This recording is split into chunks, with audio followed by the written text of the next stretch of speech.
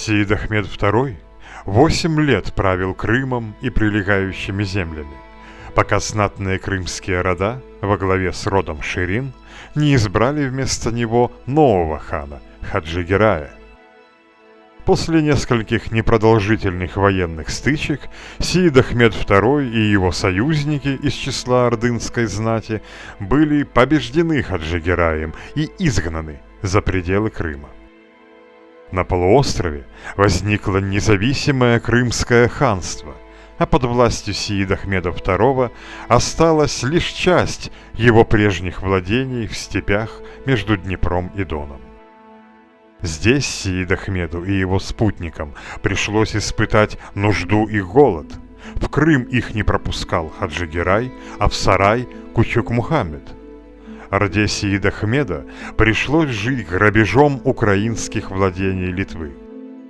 Войск при Сеиде Ахмеде осталось немного, потому в своих набегах хан сажал на запасных лошадей соломенные манекены в одежде, чтобы издали устрашить противника многочисленностью своей армии.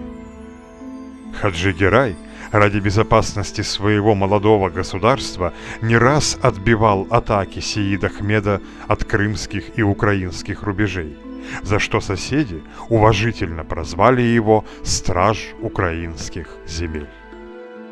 Наконец, в 1452 году Хаджи-Герай одержал решающую победу.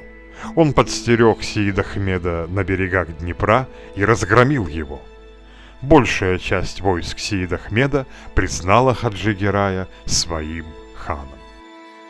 Спасаясь от Хаджи-Герая, Сеид Ахмед с остатками свиты бежал в Киев, но его спутники, войдя в город, устроили массовую драку с киевлянами.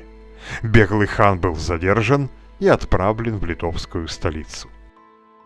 Великий князь литовский Казимир поместил Сеида Ахмеда под стражу в городе Каунас. Это был почетный плен с хорошими условиями содержания, но на волю Сеид Ахмед больше не вышел все оставшиеся 15 лет своей жизни.